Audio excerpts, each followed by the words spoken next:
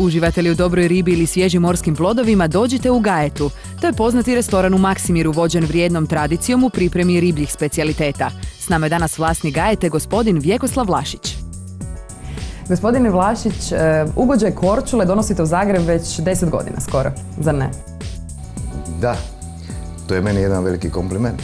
Obzirom da kroz svoj restorančić želim i prenijeti, želim da ljudi se osjećaju kao da su u jednom opuštenom ambijentu, a ako se osjećaju kao na Korčuli, onda je to zaista veliki kompliment.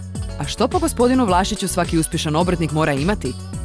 Upornost, želju veliku, vjeru, ali ključno je za održavanje obrta podrška matične banke.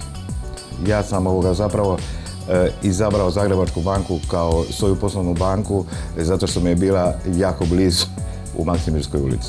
Ali imam zaista savršeno iskustvo. I sa bankom, zapravo politikom banke kao takve po pitanju obrtnika, kad god sam bio u situacijama u kojima nemam rješenje za ono što želim, uvijek sam imao puno razumijevanje i podršku Zagrebačke banke, čak i u onim momentima kad sam mislio da mi neće uspjeti. Naravno da će Zagrebačka banka biti moj poslovni partner u svim, ako Bog da, budućim poslovnim projektima. Uopće ne dvojim. Hvala.